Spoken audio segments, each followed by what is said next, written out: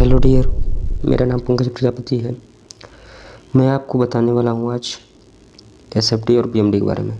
तो सबसे पहले हम एसएफडी और बीएमडी में साइन कन्वेंशन की बात करेंगे और साइन कन्वेंशन यानी रूट चिन्ह की बात करेंगे। तो रूट चिन्ह के बारे में थोड़ा समझ जाते हैं, उसके बाद हम कुछ चीज़ें देखते हैं। आप इस वीडियो को पूरा देखिएगा। इस वीडियो में आपके सारे कॉन्सेप्ट क्लियर हो जाएंगे। एसएफडी और बीएमडी से रिलेटेड जितने भी कॉन्सेप्ट हैं सब क्लियर हो जाएंगे। ठीक है, आप देखिएगा कि साइन कन्वेंशन में क्या किया जाता है। अगर आप कैलकुलेशन, मान लीजिए कोई बीम है, अगर आप कैलकुलेशन राइट की तरफ से कर रहे हैं, ठीक है, अगर आप राइट से लेफ्ट की ओर चल रहे हैं तो इस वक्त जो भी ऊपर वाले फोर्स होंगे इनको पॉजिटिव लेना होगा और जो भी नीचे की ओर लगे हुए फोर्स होंगे यानी कि जो फोर्स नीचे की ओर कार्यरत होगा इसे हम क्या करेंगे, निगेटिव लेंगे। यानी ऊपर वाले फोर्स के लिए पॉजिटिव और नीचे वाले फोर्स के लिए निगेटिव। ठीक है, ये चीज़ याद रखना है आपको। ठीक है, ये तो जब शियर फोर्स कैलकुलेट करेंगे तब। ठीक है, और यही चीज़ अगर लेफ़्ट से चलेंगे तो लेफ़्ट से क्या हो जाएगा, तो लेफ़्ट से आपका ठीक इसी का उल्टा हो जाएगा। यानी लेफ़्ट जो ऊपर वाला होगा ये निगेटिव हो जाएगा और जो नीचे वाला होगा वो पॉजिटिव हो जाएगा। यानी कि ये याद रखना है कि अगर राइट में है तो राइट में अगर आप चलेंगे तो इसका मतलब जब आप ऊपर जाएंगे तो यानी कि पॉजिटिव वे में जाएंगे। ठीक है, लेकिन आप नीचे की ओर जा रहे हैं तो इसका मतलब निगेटिव में जा रहे हैं। ठीक है, तो इस प्रकार से हम कह सकते हैं कि ऊपर की ओर फोर्स जो होगा वो पॉजिटिव और नीचे की ओर फोर्स जो होगा वो क्या करेंगे, निगेटिव लेंगे। कब, जब राइट से लेफ्ट की ओर चलेंगे।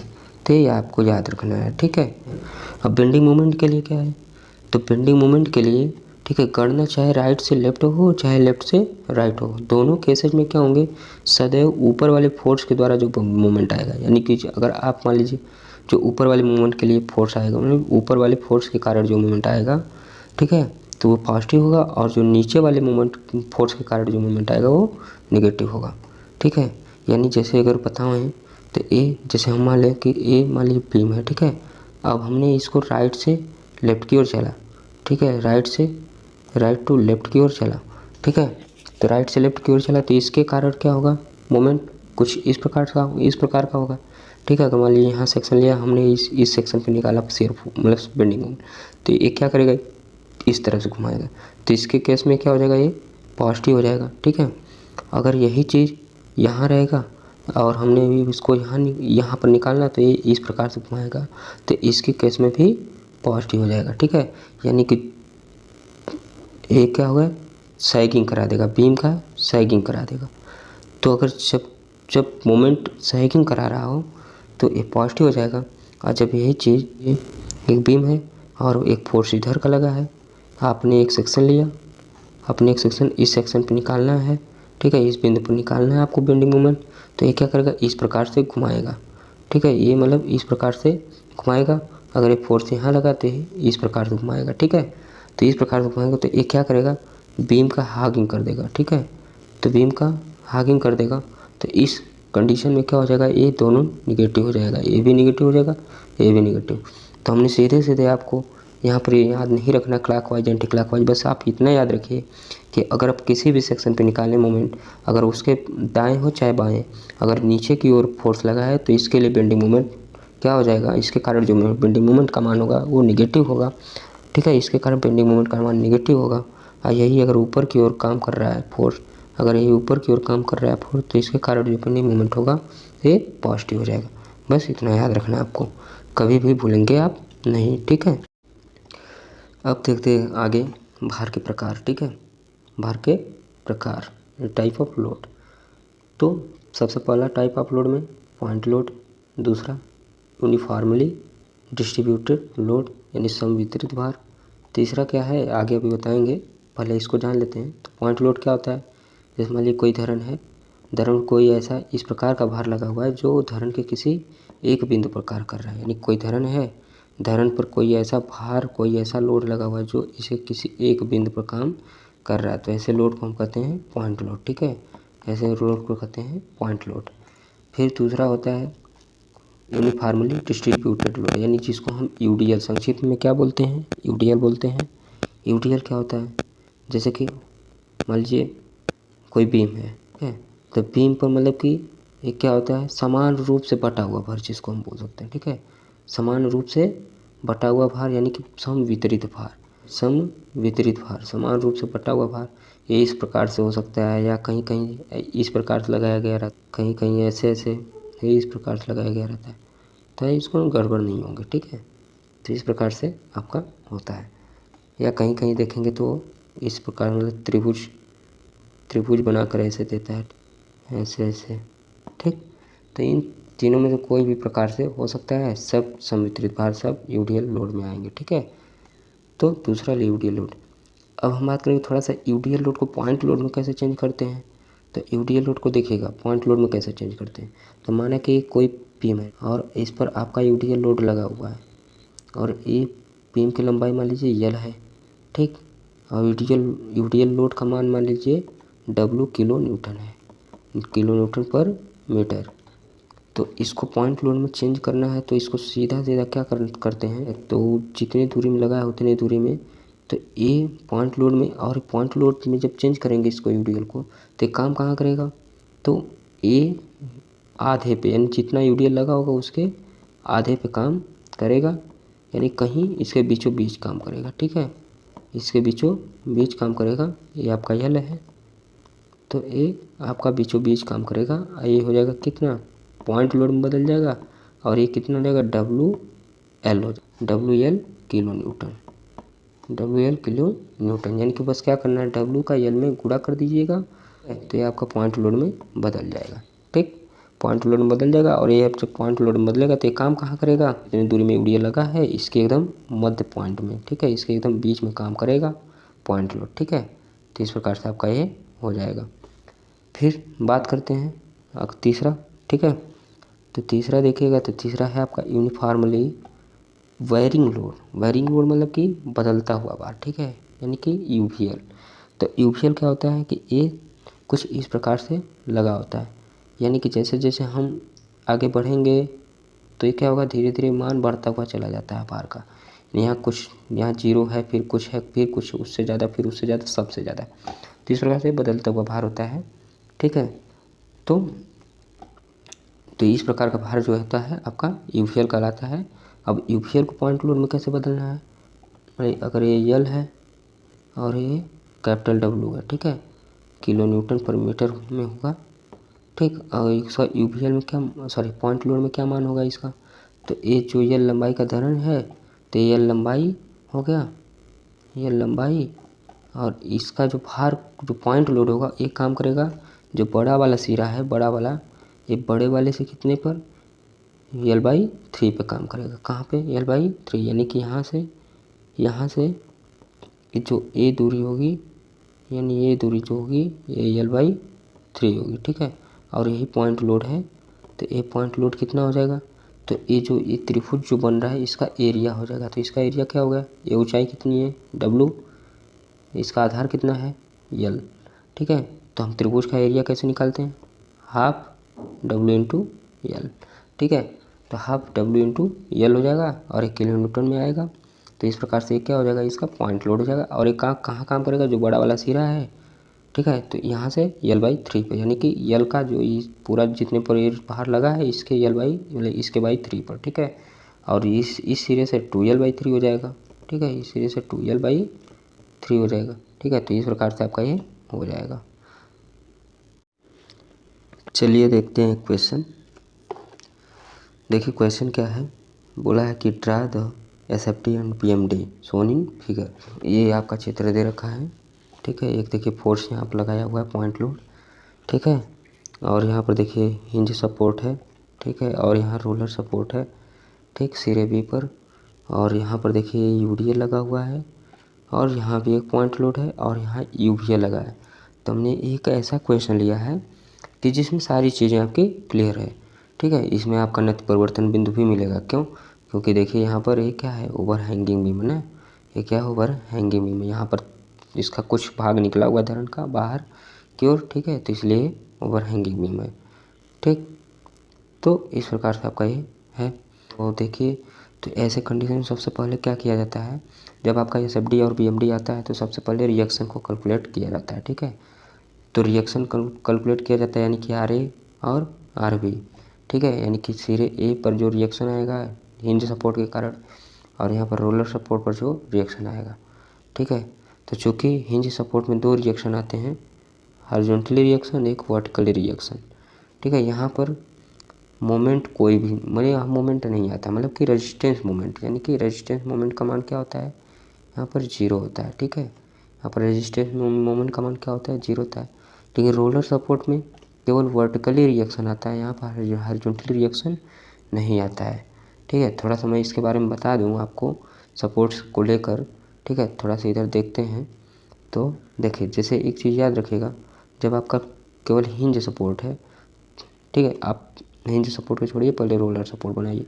तो अगर मान लीजिए आपका रोलर सपोर्ट है, तो ऐसे केस में क्या होता है कि सिग्मा, ठीक है, सॉरी, ऐसे केस में यम बराबर 0 होता है और एफ ऑफ एच बराबर भी 0 होता है और एफ ऑफ भी क्या होता है, एफ ऑफ भी आपका इक्वल टू नॉट 0 होता है, ठीक है। यानी कि आपको एफ ऑफ भी, यानी कि एफ ऑफ भी मतलब क्या, रिएक्शन है, बोल रहे हैं रिएक्शन एच, रिएक्शन यानी कि हॉरिजॉन्टल रिएक्शन 0 होता है और जो रेजिस्टेंस मोमेंट भी 0 होता है, ठीक है। और वर्टिकल रिएक्शन केवल इसमें आता है, इक्वल टू नॉट 0 का मतलब क्या कि वर्टिकल रिएक्शन कुछ ना कुछ मिलेगा, चाहे वो निगेटिव मिले चाहे पॉजिटिव मिले, ठीक है। तो वर्टिकल रिएक्शन कुछ ना कुछ मिलेगा, ठीक है। फिर उसके बाद हम बात करें हिंज सपोर्ट के कारण। तो हिंज सपोर्ट पे कौन कौन सा रिएक्शन मिलता है, तो हिंज सपोर्ट में देखिए यम इक्वल टू 0 होता है, लेकिन R H equal to not 0 होता है और आर भी इक्वल टू भी क्या होता है, नॉट 0 होता है। यानी कि इस केस में आपको दोनों रिएक्शन मिलेंगे, हॉरिजॉन्टल भी मिलेगा और वर्टिकल रिएक्शन भी मिलेगा, लेकिन मोमेंट क्या होगा आपका, मोमेंट नहीं मिलेगा, ठीक है। यानी जो रेजिस्टेंस मोमेंट होगा वो नहीं मिलेगा, ठीक है। उसका मान क्या होगा आपका, 0 होगा, ठीक है। क्योंकि हिंज में हम जानते हैं कि धरन ऊपर नीचे की ओर आराम से घूम सकती है, ठीक है। लेकिन ये आगे पीछे और दाएं बाएं क्या है, ऊपर नीचे या आगे पीछे ये क्या हो सकती है, आपकी खिसक नहीं सकती है हिंज सपोर्ट में, ठीक है। फिक्स्ड सपोर्ट में क्या होता है कि आपका यहाँ न तो मतलब यहाँ तो रिएक्शन मोमेंट भी मिलेगा, यानी ये भी इक्वल टू नॉट 0, यहाँ पर हॉरिजॉन्टल रिएक्शन भी मिलेगा, यानी R H equal to not 0, ठीक है। और वर्टिकल रिएक्शन भी मिलेगा, यानी कि आर भी इक्वल टू नॉट 0। तो इस केस में तीनों 0 नहीं होते हैं, ठीक है। यानी कि इसमें कुछ न कुछ तीनों चीज़ें कुछ न कुछ मिलती रहती हैं, ठीक है। तो ये चीज़ आप याद कर लीजिएगा। तो यहाँ हॉरिजॉन्टल भी मिलेगा और वर्टिकल भी मिलेगा, लेकिन यहाँ हॉरिजॉन्टल जो मिलेगा आर एच, ठीक है, वो क्या होगा, 0 हो जाएगा। क्यों, क्योंकि कोई भी हॉरिजॉन्टल फोर्स काम नहीं कर रहा है, सारे फोर्स वर्टिकल काम कर रहे हैं, कोई भी हॉरिजॉन्टल फोर्स काम नहीं कर रहा है। तो आपके हॉरिजॉन्टल फोर्स का मान यहाँ क्या हो जाएगा, हॉरिजॉन्टल रिएक्शन भी क्या हो जाएगा, 0 हो जाएगा, ठीक है। और यहाँ पर केवल वर्टिकल रिएक्शन आएगा, ना मोमेंट आएगा, ना आपका क्या, ना मोमेंट और ना ही हॉरिजॉन्टल रिएक्शन, ठीक है। केवल वर्टिकल रिएक्शन यहाँ पे आएगा, ठीक है। तो सबसे पहले हम क्या करते हैं, रिएक्शन निकाल लेते हैं। रिएक्शन कैसे निकालते हैं, तो इसके लिए संतुलन का नियम, यानी कि हम मान कर चलते, मानना होता है कि धरण क्या है, संतुलित है, ठीक है। ये संतुलित धरण है, ठीक है, ये संतुलन में है। तो आपको संतुलन का नियम लगाना होता है। तो संतुलन का नियम सबसे पहला नियम कहता है कि जो भी हॉरिजॉन्टल फोर्स है उन सबका योग क्या है, 0, ठीक है। उन सबका योग कौन सा योग, बीजगणित योग, यानी बीजगणित योग मतलब चिन्ह के साथ, यानी कि अगर माइनस है तो माइनस, प्लस है तो प्लस के साथ, ठीक है। तो उनका योग क्या होना चाहिए, 0 होना चाहिए। लेकिन यहाँ पर क्या है कि कोई भी हॉरिजॉन्टल फोर्स काम नहीं कर रहा है, इसलिए यहाँ पर सिग्मा एफ ऑफ एच क्या हो जाएगा आपका, 0 हो जाएगा। इसको यहाँ पर कोई हॉरिजॉन्टल फोर्स काम नहीं कर रहा है, ठीक है। वर्टिकल फोर्स जितने भी काम कर रहे हैं सबके योग को क्या करें, बीजगणितीय योग को 0 कर दें। तो यहाँ से आपका क्या निकलेगा, देखिए, तो हमने जो आर ए और आर बी ऊपर की ओर काम कर रहे हैं, ठीक है, बाकी सारे फोर्स नीचे की ओर काम कर रहे हैं। तो हमने जो ऊपर की ओर काम किया उसको हमने प्लस मान लिया और जो नीचे की ओर काम किया वो माइनस मान लिया। देखिए, संतुलन के नियम को अपनाने के लिए आप कोई कतई ये ध्यान नहीं, मतलब कि कोई रूढ़ चिन्ह की ज़रूरत नहीं है। आपने अगर ऊपर वाले को पॉजिटिव मान लिया तो नीचे वाले को निगेटिव मान लीजिए, अगर नीचे वाले को पॉजिटिव माना तो ऊपर वाले को निगेटिव मान लीजिए। इसमें कोई मतलब ये चीज़ नहीं है फिक्स कि आपको ऊपर वाले को ही पॉजिटिव लेना है या नीचे वाले को ही पॉजिटिव लेना है, ऐसा कुछ फिक्स नहीं है। आप जिसको मन करे उसको पॉजिटिव लीजिए, लेकिन बस उसके ठीक विपरीत जो होगा उसको निगेटिव ले लीजिएगा, ठीक है। लेकिन जब आप शियर फोर्स डायग्राम बनाएंगे उसके लिए जब शियर फोर्स का कैलकुलेशन करेंगे तब आपको शियर फोर्स और बेंडिंग मोमेंट का जो रूढ़ चिन्ह है उसको आपको फॉलो करना पड़ेगा, ठीक है। तो इस प्रकार से आपने जब यहाँ से रिएक्शन कैलकुलेट किया तो रिएक्शन कैलकुलेट करेंगे यहाँ से, तो आपका यहाँ से RA प्लस RB बराबर क्या निकल जाएगा 70 किलो न्यूटन। ठीक है, 70 किलो न्यूटन। अब फिर क्या करेंगे आप, तीसरा संतुलन का नियम कहता है कि जो भी मतलब किसी बिंदु के परितः इस धरण पर किसी भी बिंदु के परितः जो आघूर्णों का बीजगणितीय योग होगा वो क्या होना चाहिए, 0 होना चाहिए। तो हम क्या करें, ए की परितः यानी कि हमने क्या किया, जो सपोर्ट आपका ए है, ठीक है, जो सपोर्ट आपका ए है, हमने ए पर क्या किया, घूर्ण ले लिया। हमने ए पर बिंदु ए पर यानी सपोर्ट ए पर क्या किया, घूर्ण ले लिया। ठीक है, इसके परितः हमने घूर्ण ले लिया, तो इसके परितः घूर्ण निकालेंगे तो आपका क्या हो जाएगा, देखते हैं। तो इसके परितः घूर्ण निकालेंगे तो आर बी गुणे 11। ठीक है, तो 11 कहाँ से आया, देखिए, तो RB ये आपका है RB। ठीक है, ये आपका RB है। यहाँ पे 11 कहाँ से, हम यहाँ से इस बिंदु पर निकाल लें मोमेंट, तो यहाँ से 3 1 4 2 6 5 11। ठीक है, तो ये पूरा दूरी हो गया, ये पूरा दूरी हो गया। तो इस प्रकार से आपका ये 11 आ गया। ठीक है, माइनस जो यूवीएल लगा है, यूवीएल का ये क्या है, देखिए यूवीएल 10 किलो न्यूटन पर मीटर में लगा है, अब 5 मीटर के स्पेन में लगा है। ठीक है, मतलब स्पान में, मतलब 5 मीटर के स्पान में ये लगा हुआ है। तो ए इस प्रकार से हो जाएगा क्या, तो 5 मीटर की स्पान मतलब क्या कि कुछ इस प्रकार से आपका है यूवीएल। ठीक है, कुछ इस प्रकार से, तो ये 10 है, ये 5 है। ठीक है, ये दूरी 5 है। तो हमने बोला कि इसका पॉइंट लोड क्या हो जाएगा, तो इसका पूरा लोड हो जाएगा आपका 1/2 × 10 × 5। ठीक है, और उसकी दूरी क्या हो जाएगी, तो उसकी दूरी आपकी 6 + 5/3 हो जाएगी। ठीक है, तो थोड़ा सा देखते हैं कैसे होगा। तो देखिएगा, हमने इसी को लिया। ठीक है, यानी कि इसका लोड हो जाएगा क्या, तो इसका लोड हो जाएगा, ये नीचे की ओर काम कर रहा है तो माइनस हो जाएगा। ठीक है, हमने ऊपर वाले को क्या लिया, प्लस लिया। ठीक है, तो इसको माइनस में लिखेंगे, और माइनस क्या हो जाएगा आपका, तो 1/2 10 × 5। ठीक है, × 5 ये हो जाएगा 10 × 5। और एक काम कहाँ करेगा, यहाँ से इसकी दूरी क्या होगी, यहाँ से इसकी दूरी भी निकालनी है जो, तो पॉइंट लोड, इसका पॉइंट लोड कहाँ काम करेगा, 5/3 जो हमने बताया L/3, यानी कि ये कितना 5, तो 5/3 कहाँ से, ये बड़े वाले सिरे से। तो बड़े वाले सिरे से 5/3 यानी कहीं यहाँ काम करेगा 5/3 पे। तो आपकी ये दूरी कितनी हो जाएगी, यहाँ से पूरी ये दूरी हो जाएगी, देखिए 3 1 4 तो 6, 6 + 5/3, 6 + 5/3 आपका इस प्रकार से ये हो जाएगा। ठीक है, तो यही चीज़ हमने यहाँ पर इसमें क्या किया है, गुणे लंबवत दूरी कर दिया है, यानी कि ये लोड हो गया गुणे लंबवत दूरी। ठीक है, थोड़ा साफ कर देता हूँ इसको, दिखेगा अच्छे से। ठीक है, तो ये आपका लोड हो गया और गुणे लंबवत दूरी। फिर माइनस जो 20 किलो न्यूटन का बल लगा है, तो वो भी नीचे की ओर है, तो इसको हमने माइनस ले लिया, तो -20/4। फिर जो 15 किलो न्यूटन मतलब कि जो आपका यूडीएल लगा है, तो यूडीएल कितना है, देखिए यूडीएल क्या हो जाएगा, तो यूडीएल आपका ये है, देखिए तो यूडीएल है, तो यूडीएल देखिए 5 का लगा है और एक 3 मीटर स्पान में लगा, तो 5 3 15 हो जाएगा इसका पॉइंट लोड। एक काम कहाँ करेगा, इसके एकदम मध्य में, तो 3 का आधा मतलब क्या, 1.5 हो जाएगा। ठीक है, और ये भी दूरी यहाँ से कितनी होगी, 1.5 हो जाएगी। ठीक, तो ये आपका 1.5 हो गया, तो मतलब यहाँ आपका 1.5 से गुणा कर दिया गया। अब प्लस इधर देखिए, ये अब यहीं देखिए, अब इधर क्या है, ये 10 है।